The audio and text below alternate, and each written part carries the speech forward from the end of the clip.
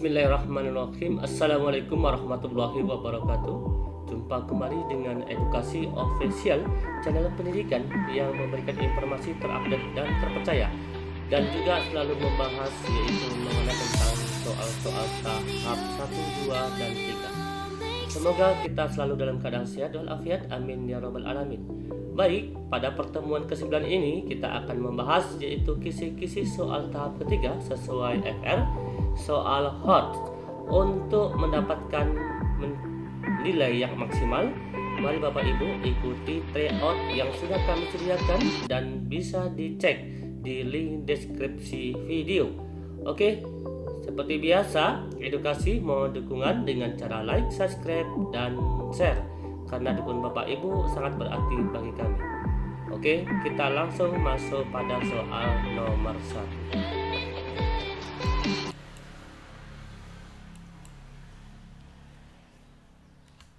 Penanaman moralitas yang berakar pada budaya bangsa sendiri menjadi kunci penting dalam pendidikan di era globalisasi saat ini, dengan maksud agar a. terjadinya akulturasi budaya antar suku bangsa di Indonesia, b. tidak terpengaruh dengan moralitas bangsa luar negeri, c. adaptif dengan arus globalisasi, d. nilai kepribadian bangsa tetap lestari dalam jiwa bangsa Indonesia. Perhatikan di sini kata kuncinya adalah penanaman moralitas yang berakar pada budaya bangsa sendiri menjadi kunci penting dalam pendidikan. Berarti kata kuncinya adalah penanaman moralitas pada diri bangsa sendiri. Maka jawaban yang benar di sini adalah D, yaitu penanaman moralitas dengan nilai kepribadian bangsa tetap lestari dalam jiwa bangsa Indonesia. Ini merupakan kunci penting dalam pendidikan di era globalisasi saat ini. Itulah tujuan dari penanaman moralitas. Kita lihat, kunci jawabannya adalah D. Berikutnya, nomor 2. Pak Tino akan menjelaskan konsep perkalian sesuai dengan prinsip-prinsip pembelajaran yang mendidik kepada siswa dengan peragaan sebagai berikut. 1. Pak Tino mengajak siswa mengamati 5 ekor kucing yang ada di halaman sekolah. 2. Banyak kepala seekor kucing ada 1, sehingga banyak kepala 5 ekor kucing adalah 5 kali 1. 2. Banyak kepala seekor kucing ada 2, sehingga banyak kepala 5 ekor kucing adalah 5 kali 2. 3.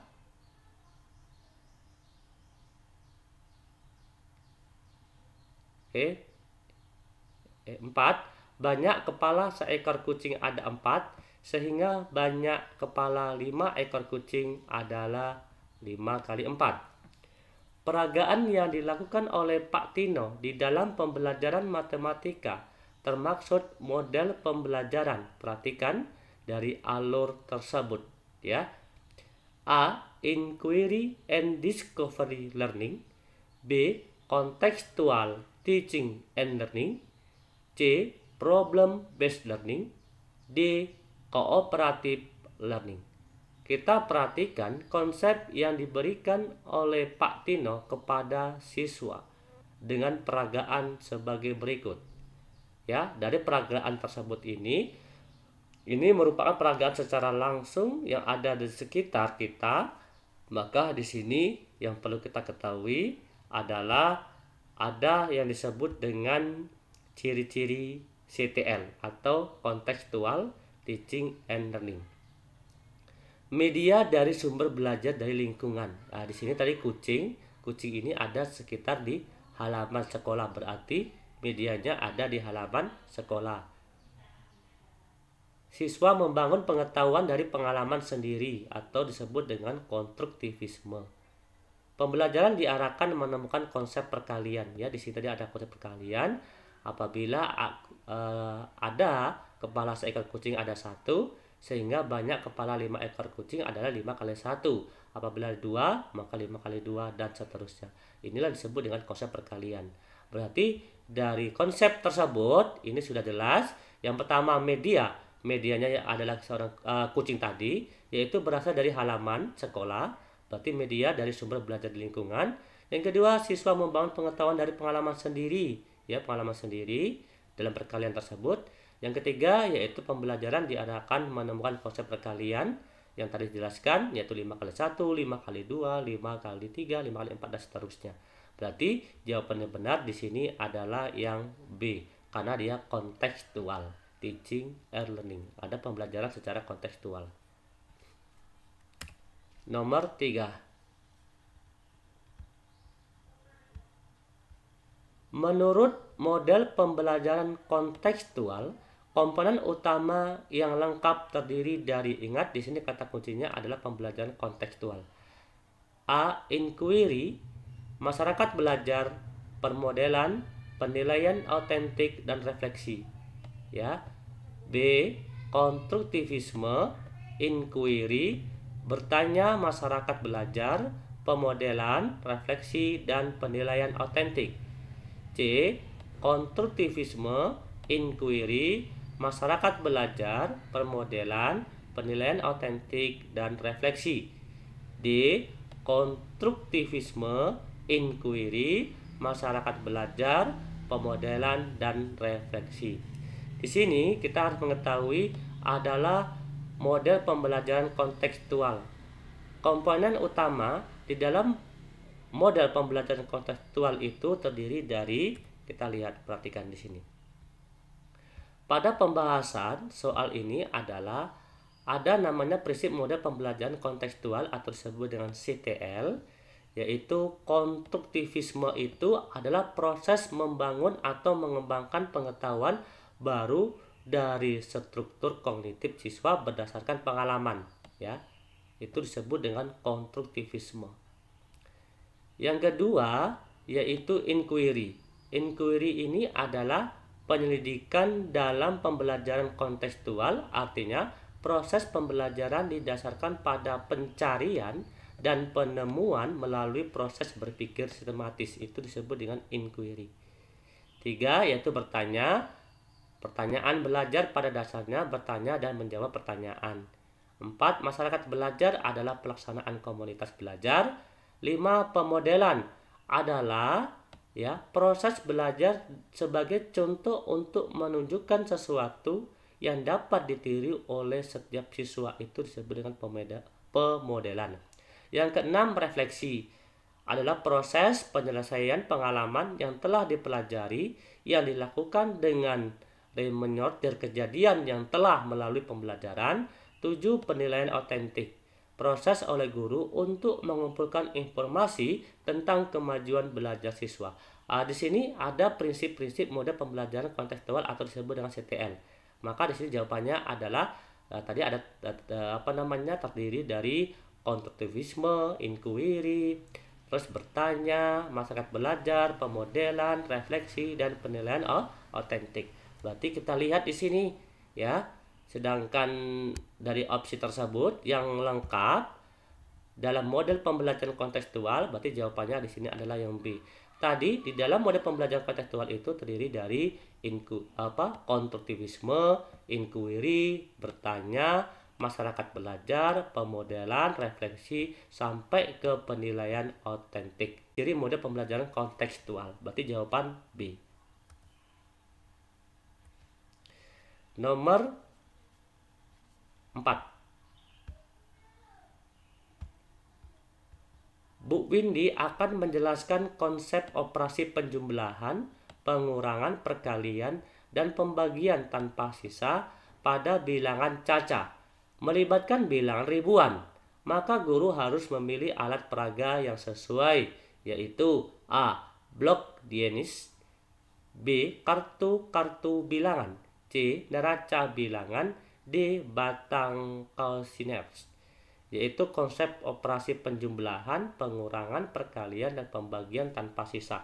Berarti jawabannya sudah jelas, yaitu di sini menggunakan peraga atau alat peraga yang sesuai, yaitu blok, ya, alat peraga blok Dinish namanya.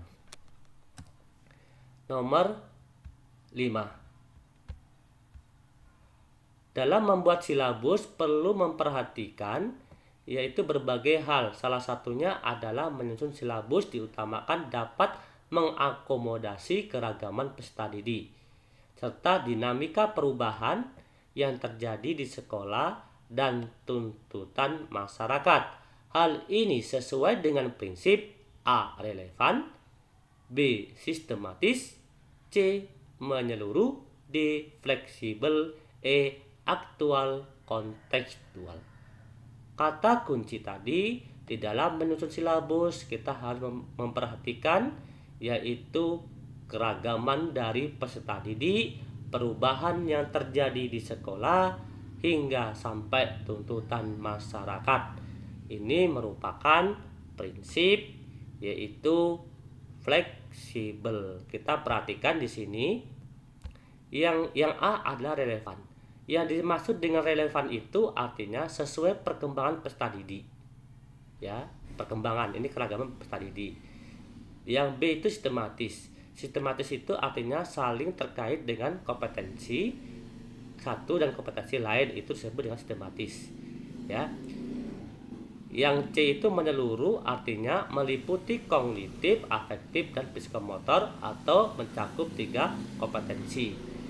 Sedangkan fleksibel itu artinya adalah mengakomodasi keragaman dan dinamika perubahan aktual konteks, ya, perubahan, mengakomodasi keragaman dan dinamika perubahan. Tadi di sini kata kuncinya adalah mengakomodasi keragaman peserta didik. Ini ya, mengakomodasi keragaman dari peserta didik, dan dinamika perubahan adalah perubahan yang terjadi di sekolah dan tuntutan masyarakat, itu disebut dengan dinamika perubahan. Sedangkan yang di tadi aktual kontekstual itu artinya mengikuti perubahan zaman, ya, impact dan peristiwa kekinian. Berarti untuk kasus ini jawaban yang benar adalah yang D, yaitu sesuai dengan prinsip fleksibel. Mengapa fleksibel? Karena yang dimaksud dengan fleksibel itu adalah mengutamakan atau mengakomodasi keragaman peserta didik dan dinamika perubahan di sekitar. Nomor 6. Cakupan indikator, materi pokok, pengalaman belajar, sumber belajar, dan sistem penilaian yang dituangkan dalam silabus harus cukup untuk menunjang pencapaian kompetensi dasar. Hal ini sejalan dengan prinsip A. Ilmiah, B. Relevan, C. Sistematis, D. Memadai, E. Konsisten. Perhatikan di sini cakupan indikator, materi, pengalaman belajar, sumber belajar, sampai ke penilaian ini dituangkan dalam silabus. Ya. Ini semua untuk menunjang pencapaian kompetensi dasar.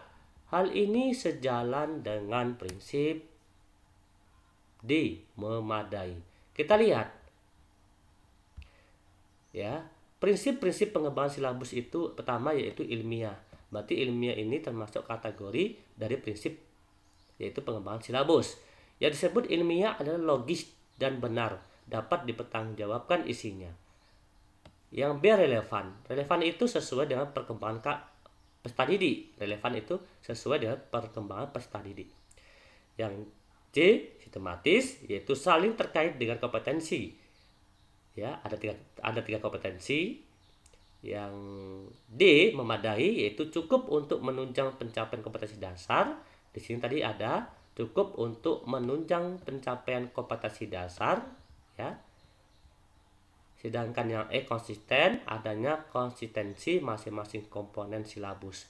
Tadi dari kata kunci di sini adalah cakupan indikator, materi, pengalaman belajar, sumber belajar, dan sistem penilaian yang dituangkan dalam silabus harus cukup untuk menunjang pencapaian kompetensi dasar.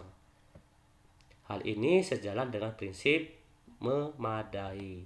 Mengapa memadai? Tadi sudah jelaskan, memadai itu cukup untuk menunjang pencapaian kompetensi dasar, ya.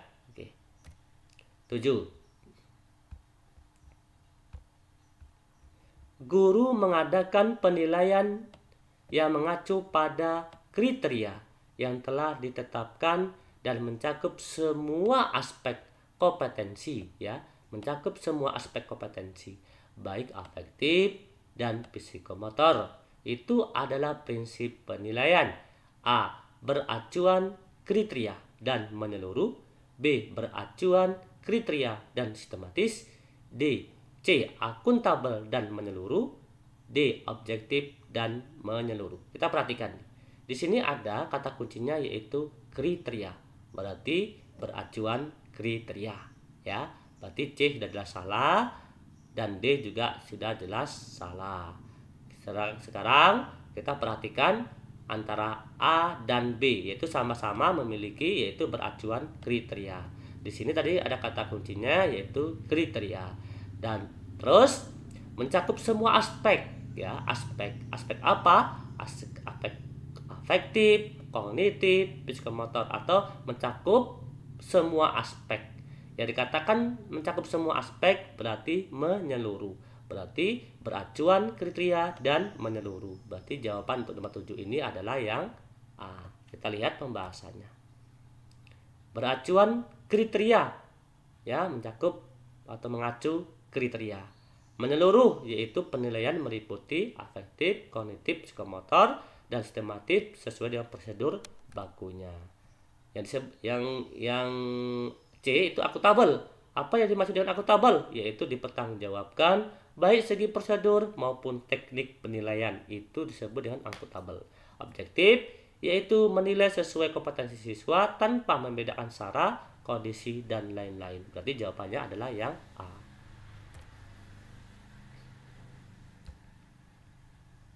Nomor 8. Program remedial dapat dilaksanakan melalui bimbingan secara perorangan bila ada beberapa peserta didik yang mengalami kesulitan yang berbeda-beda sehingga memerlukan bimbingan secara individu. Bimbingan yang diberikan disesuaikan dengan tingkat A. Kelemahan yang dialami oleh peserta didik. B. Keberhasilan yang dialami oleh peserta didik. C. Keterbatasan yang dialami oleh peserta didik.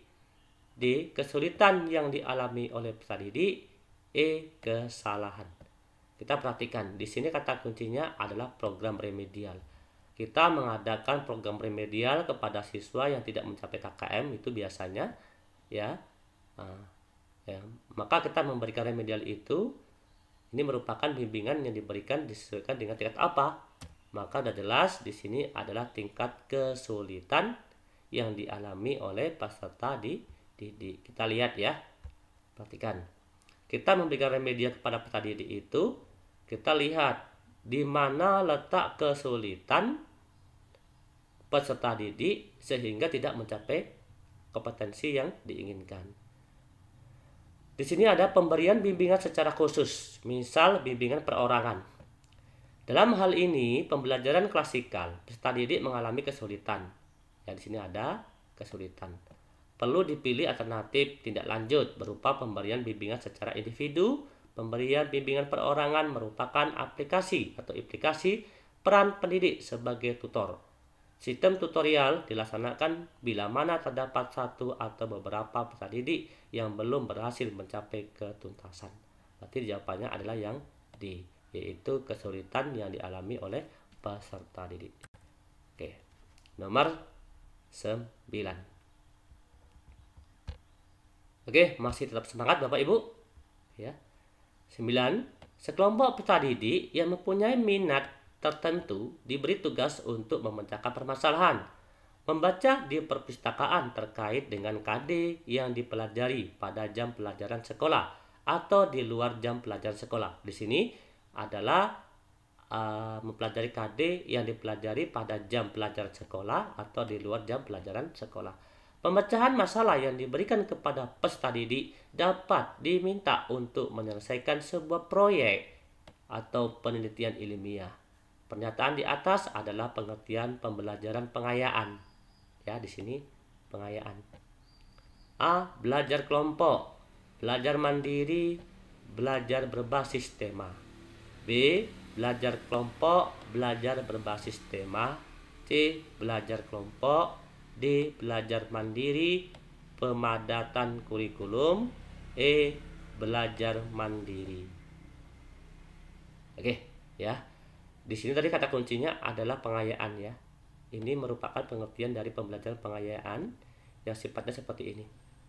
Perhatikan, guru memberikan atau gini, sekelompok ya, ingat ini sekelompok peserta didik yang mempunyai minat tertentu diberi tugas untuk memecahkan permasalahan, yaitu membaca di perpustakaan terkait dengan KD yang dipelajari pada jam pelajaran sekolah atau di luar jam pelajaran sekolah. Pemecahan masalah yang diberikan kepada peserta didik dapat diminta untuk menyelesaikan sebuah proyek atau penelitian ilmiah. Maka kita perhatikan di sini ya, terlebih dahulu. Pembahasannya seperti ini. Teknik pengayaan itu ya, yang A yaitu belajar kelompok. Belajar kelompok itu sekelompok peserta didik yang memiliki minat tertentu diberi pembelajaran bersama di dalam maupun di luar jam pelajaran. Berarti belajar kelompok termasuk teknik pengayaan. B. Belajar mandiri, yaitu secara mandiri peserta didik belajar mengenai sesuatu yang diminati.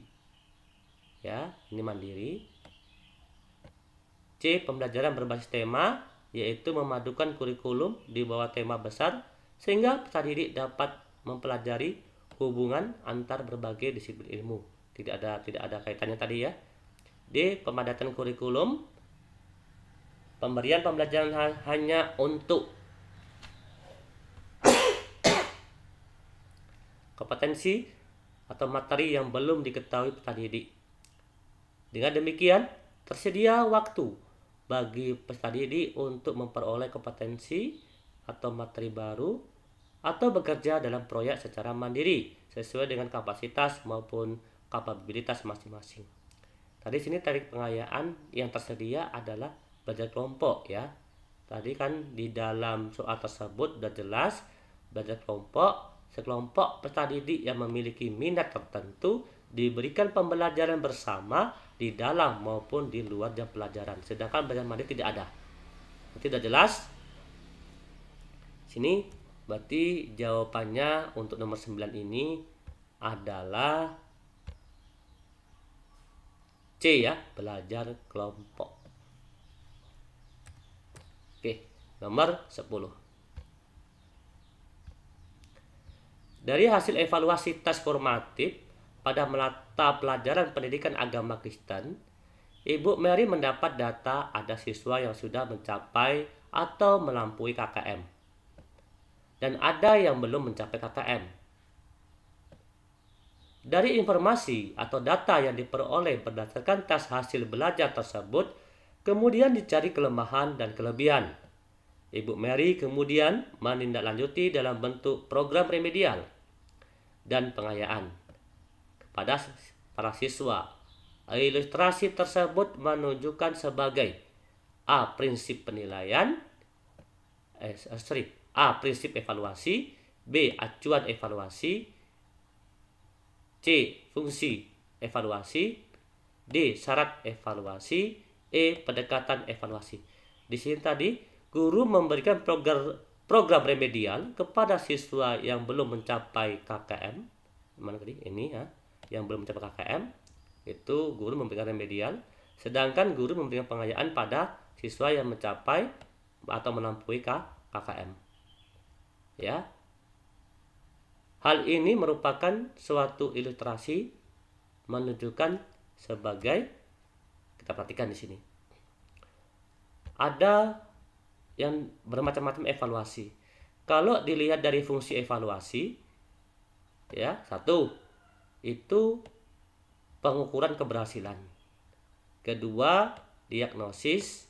Yang ketiga, tindak lanjut. Yang keempat, fungsi seleksi. Yang kelima, fungsi penempatan. Ya, berarti ada fungsi evaluasi.